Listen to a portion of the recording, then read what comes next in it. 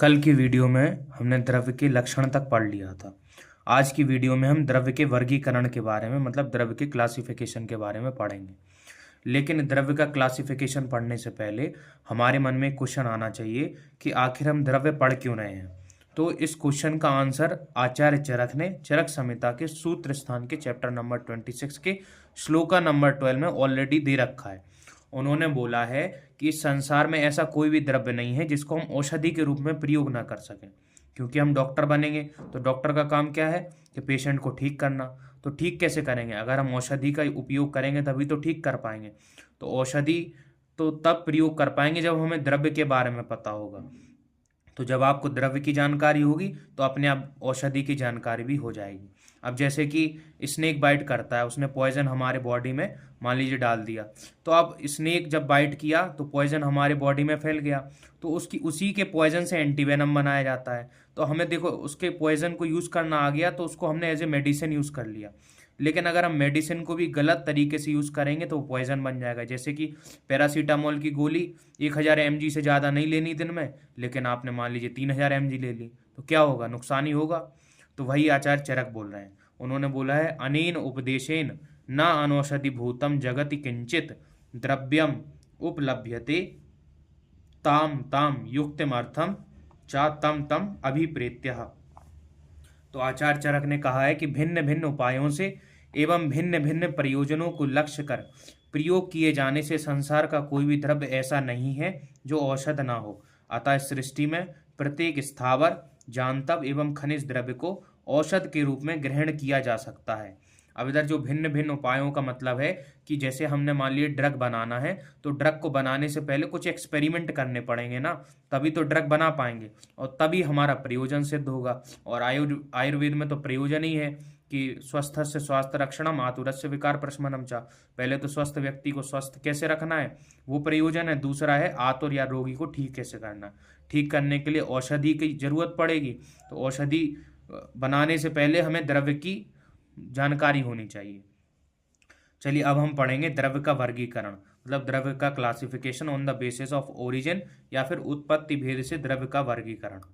तो पहले कुछ श्लोक देख लेते हैं फिर वर्गीकरण को समझेंगे। तो आचार्य चरक सूत्र स्थान में क्या बोलते हैं? सर्वम द्रव्यम पंच भौतिकम अस्मिन् अर्थे। इस संसार में सारे द्रव्य कैसे हैं? पंच महाभूतों से निर्मित हैं। अब पंच महाभूत क्या है? तो आकाश, वायु, जल, अग्नि और पृथ्वी, 5 यही महाभूत हैं। तो इनसे दुनिया के सारे द्रव्य बने हुए हैं, यहाँ तक कि हमारा शरीर भी पंच महाभूत से बना हुआ है। अष्टांग हृदय में आचार्य भागवत क्या बोलते हैं? वो बोलते हैं तस् अधिष्ठानम पृथ्वी। द्रव्य का अधिष्ठान क्या है? पृथ्वी। योनि ही उदकम, जल क्या है? योनि। खा अनिल अनल समवाय निवृत्ति ही विशेषहु।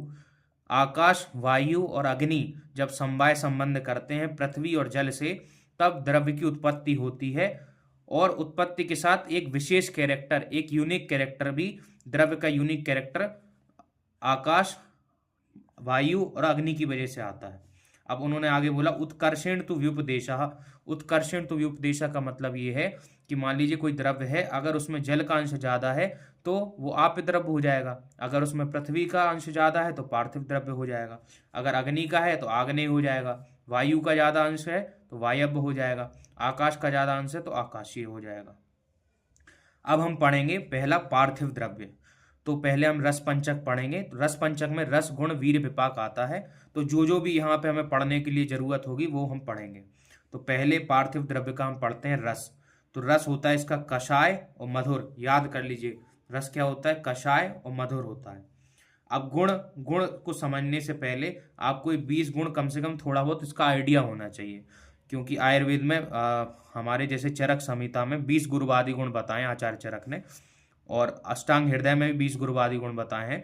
तो गुरु मंद हिम स्निग्धा लक्षण शांत मृदु स्थिरा गुणा ससूक्ष्म विशदा विमसती सभी पर्याय। मतलब इनका जो जोड़ी वाला है ना वो अपोजिट होना चाहिए। जैसे गुरु है तो गुरु का लघु, गुरु मतलब हैवी, लघु मतलब लाइट, मंद मतलब स्लो तो तीक्ष्ण मतलब तेज, हिम मतलब ठंडा तो उष्ण मतलब गर्म, स्निग्ध मतलब अंचियस तो रूक्ष मतलब ड्राई, सुलक्षण मतलब स्मूथ तो खर मतलब रफ, सांद्र मतलब सॉलिड तो सॉलिड का अपोजिट क्या हो जाएगा? द्रव या लिक्विड, मृदु मतलब सॉफ्ट तो सॉफ्ट का उल्टा कठोर या कठिन, स्थिर मतलब रुका हुआ, स्टेबल, तो उसका उल्टा हो जाएगा सर या चल, जो मूव करता है। सूक्ष्म मतलब माइन्यूट, तो उसका अपोजिट क्या हो जाएगा स्थूल, लार्ज, बड़ा। विशद मतलब होता है क्लियर, तो उसका हो जाएगा नॉन क्लियर, जिसको हम पिक्चल भी बोलते हैं। तो गुण का तो आप आइडिया लगा सकते हैं। जैसे पार्थिव द्रव्य है, तो मान लीजिए पहले आप कोई एग्जाम्पल ले लीजिए, चाहे बॉडी का एग्जाम्पल, मान लीजिए कोई पत्थर आपने मन में सोचा, वो आइडिया लगाइए क्या क्या हो सकता है। तो पहली बात तो गुरु भी होगा, हैवी भी होगा। मंद मतलब स्लो, मतलब मूवमेंट ज़्यादा नहीं करता है। सांद्र होगा, सॉलिड होगा। स्थिर होगा, स्टेबल होगा, रुका हुआ होगा। स्थूल मतलब लार्ज होगा। कठिन भी होगा, ठोस भी होगा। अब ये तो आप आइडिया लगा के लिख सकते हैं, लेकिन अगर किसी भी आचार्य ने, जैसे मान लीजिए आचार्य चरक ने कुछ गुण बताए, तो वो आपको याद करने पड़ेंगे। जैसे कि आचार्य चरक ने बताया खर और विशद, क्या बताएं, खर और विशद, तो ये आपको याद ही करने पड़ेंगे। तो इसका रस और ये जो आचार्य चरक ने गुण बताए, ये तो आपको याद ही होने चाहिए। अब विपाक, तो आचार्य सुश्रुत ने दो तरीके के विपाक बताए हैं। एक तो बताया गुरु विपाक और एक बताया है लघु विपाक। लेकिन आचार्य बागवट और आचार्य चरक ने तीन विपाक बताए हैं, मधुर, अम्ल और कटु, ये तीन विपाक बताए हैं। लेकिन इधर पे हम किसके बारे में पढ़ रहे हैं, आचार्य सुश्रुत के विपाक के बारे में। तो उन्होंने पार्थिव का क्या बता दिया, गुरु विपाक। तो अब जब कोई चीज पार्थिव है तो उसका कर्म क्या होगा, स्थैर्य, वो स्टेबिलिटी प्रोवाइड कराएगी। बल, स्ट्रेंथ, गौरवता, हैवीनेस होगा। संघात, उपचय, बॉडी में ग्रोथ होगा। तो ये इसके कर्म है। लेकिन कर्म आपको याद रहे चाहे ना रहे, विशेष कर्म याद रहना चाहिए। तो विशेष कर्म इसका है अधोगति। अब कोई चीज हैवी है तो ग्रेविटी की वजह से नीचे गिरेगी, तो उसका विशेष कर्म क्या हो गया, अधोगति। तो ये आपको याद होना चाहिए। अब हम बढ़ते हैं दूसरे द्रव्य पे, जैसे आपी द्रव्य, जिसमें जल का अंश ज्यादा रहता है। अगर हम आप द्रव्य की बात करें तो उसमें रस होता है मधुर, कषाय, अम्ल और लवण। अब आप इसको ऐसे भी सोच सकते हैं कि मान लीजिए जिसमें कोई भी द्रव्य अगर उसमें जल का अंश ज्यादा है, तो इसका मतलब जल अंश ज्यादा है तो कफ की वृद्धि करेगा। तो पहली बात तो हमारे आयुर्वेद में 6 तरीके के रस बताए गए हैं। कौन कौन से, मधुर, अम्ल, लवण, कटु, तिक्त और कषाय। 6 रस बताए गए हैं। तो शुरू के जो 3 रस होते हैं ये वात का शमन करते हैं लेकिन कफ की वृद्धि करते हैं। तो जब कफ की वृद्धि कर रहा है इसका मतलब जल का अंश ज्यादा है, तो मधुर, अम्ल और लवण लिख दो। अब इसमें जैसे कषाय एक्स्ट्रा है तो उसको आप याद कर लो। अब गुण है तो गुण को भी आप समझ के याद कर सकते हैं। जैसे गुरु, तो जब जल का अंश ज्यादा है तो हैवी होगा, स्लो भी होगा। हिम मतलब ठंडा भी होगा, स्निग्ध भी होगा, मृदु भी होगा, सर भी होगा, पिच्छल भी होगा। अब ये तो आप आइडिया लगा के लिख सकते हैं, लेकिन जो आचार्य चरक ने बताया इसको याद करना है। मार्दव और क्लेदन, क्या बताया, मार्दव और क्लेदन। विपाक क्या है, गुरु विपाक है जो आचार्य सुश्रुत ने बताया है। कर्म क्या क्या हो सकते हैं, स्नेहन, प्रहलादन, क्लेदन, बंधन और विष्यंदन। तो आपको ये कर्म भी याद रखने हैं। तो मेन चीज आपको याद क्या करनी है, गुण अगर जो आचार्य ने बताए वो, और कम से कम रस याद होना चाहिए और विपाक याद होना चाहिए, और कोई विशेष कर्म है तो वो याद होना चाहिए। कम से कम आपको इतना याद होना चाहिए। अब हम तीसरी पे बात करते हैं, आग्नेय द्रव्य, जिसमें अग्नि महाभूत ज्यादा होता है। अब देखिए, अब अग्नि महाभूत का अगर हम रस देखें तो रस में कटु, अम्ल और लवण। तो क्या क्या है, कटु, अम्ल और लवण। तो इसको याद करने का तरीका क्या है, तो याद करने का तरीका ये है, मान लीजिए इसको कोरिलेट करिए आप पित्त से। पित्त को बढ़ाने वाले रस कौन कौन से होते हैं, तो श्लोक है तत्राद्या मारुतम घनंती, त्रिस्तिक तादय कफम, कषाय तिक्त तादय मधुरा। तो कषाय, तिक्त और मधुर, तो ये पित्त को क्या करते हैं, कम करते हैं। कषाय, तिक्त और मधुर। तो क्या इसमें से हटा दीजिए, कषाय, तिक्त और मधुर को हटा दीजिए। अब बचे कौन से, कटु, लवण और अम्ल। ये 3 बचे जो पित्त को बढ़ा रहे हैं तो अग्नि को भी बढ़ाएंगे।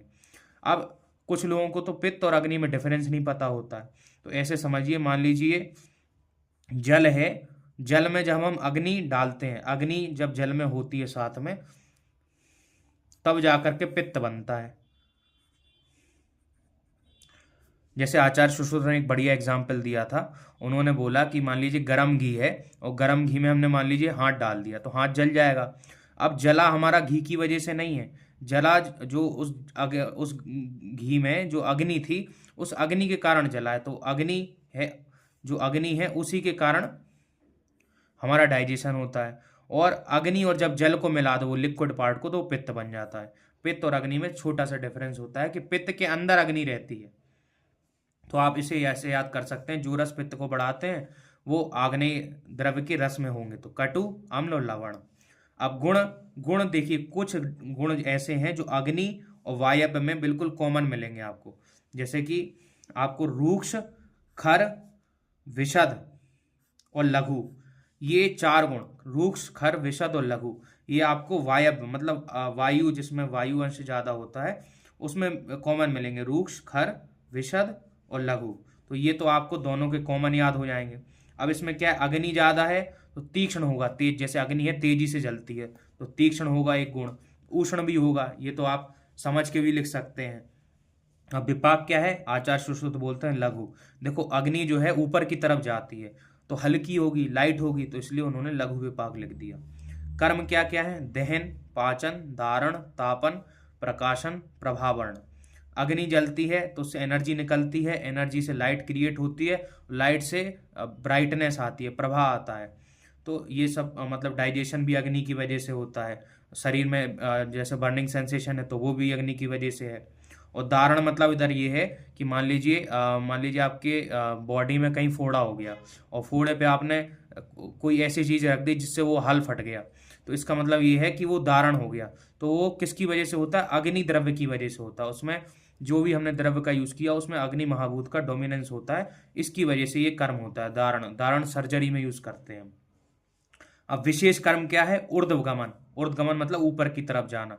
तो अग्नि और वायु हमेशा ऊपर की तरफ जाती है, तो इसका विशेष कर्म क्या है, ऊर्ध्वगमन। तो आपको मेन चीज याद क्या रखनी है, रस, गुण, विपाक और विशेष कर्म, कम से कम इतना आपको याद होना चाहिए। जैसे उन्होंने एग्जाम्पल दिए हैं चित्रक और भल्लातक आदि। अब हम पढ़ेंगे वायव्य द्रव्य के बारे में। वायव्य मतलब जिसमें वायु का अंश ज्यादा हो। तो रस क्या है, कषाय और तिक्त। तो देखो वायु को बढ़ाने वाले कौन कौन से होते हैं, कटु, तिक्त, कषाय होते हैं कि नहीं होते, कटु, तिक्त, कषाय जो वायु को बढ़ाते हैं। तो इसमें से अगर मान लो आपने 3 भी लिख दिए तो आपके 2 तो सही हो जाएंगे ना, तो नंबर तो आपको पूरे मिल जाएंगे। तो कषाय और तिक्त, तो ऐसे आप याद रख सकते हैं, जो वात को बढ़ाएंगे, जो रस, वो रस वायव्य द्रव्य में भी होंगे, तो आपने कषाय और तिक्त याद कर लिया। अब गुण क्या है, तो 4 गुण जो थे जो कॉमन है अग्नि से, वो तो आप लिख सकते हैं, लघु, रूक्ष, खर और विशद। अब वायु है तो वायु तो कहीं पे भी एंटर कर जाती, तो माइन्यूट सूक्ष्म भी होती है और वायु शीत भी होती है। अब आचार्य चरक ने एक्स्ट्रा क्या गुण बताए हैं, विकासी और व्यवायी। क्या एक्स्ट्रा बताया, विकासी और व्यवायी, तो ये चीज आपको याद रखनी है। विपाक क्या होगा, लघु, क्योंकि वायु भी ऊपर की तरफ मूवमेंट करती है। कर्म क्या है, कर्म आप याद करना चाहें तो करिए, नहीं करना चाहें तो नहीं करिए, लेकिन विशेष कर्म आपको याद होना चाहिए। इसका विशेष कर्म भी वायु का होता है, ऊर्ध्वगमन, ऊपर की तरफ जाना। जैसे इधर कर्म इन्होंने बोला, वैशद्य कर, लाघव, लाइटनेस, विरूक्षण, ड्राइनेस करना, विचारण, विचरण करने की क्रिया, मतलब विचरण मतलब मूव करने की क्रिया। तो ये सब है वायव्य द्रव्य में। अब लास्ट वाला द्रव्य जो हमारा बचा है वो बचा है आकाशीय द्रव्य। तो अब हम पढ़ते हैं आकाशीय द्रव्य। तो आकाशीय द्रव्य बहुत आसान है, इसमें रस जो है कोई रस ही नहीं होता है। आकाश जो द्रव्य होता है अव्यक्त रस, मतलब उसमें रस नहीं होता है। गुण क्या है, तो गुण तो आप याद कर सकते हैं, सिलक्षण। देखिए आकाश है, स्पेस है, तो पहली बात तो वो सूक्ष्म होगा, जो स्पेस होता कहीं पे भी, मतलब छोटी से छोटी जगह पे भी स्पेस मिल जाएगा आपको। सॉलिड ऑब्जेक्ट के अंदर भी स्पेस होगा जो आप देख नहीं सकते हैं। और वो सिलक्षण भी होगा, सिलक्षण स्मूथ भी होगा, सॉफ्ट भी होगा, विशद भी होगा। और आचार्य रखने क्या बोला, लघु, तो आपको लघु याद रखना है। विपाक क्या है, लघु। कर्म क्या है, ये कर्म याद रख सकते हैं आप, जैसे मार्दव, बॉडी में सॉफ्टनेस लाता है। सौशीर्य मतलब बॉडी को मतलब खोखला बनाने का काम भी ये करता है। लाघव, लाइटनेस भी लाता है। तो ये आकाशीय द्रव्य में आप याद कर सकते हैं। तो आज हम यहीं तक पढ़ेंगे, अगली वीडियो में हम द्रव्य का आगे का वर्गीकरण पढ़ेंगे, जिसमें हम द्रव्य जैसे कारण द्रव्य, कार्य द्रव्य क्या होते हैं, ये सब अगली वीडियो में देखेंगे। Thank you.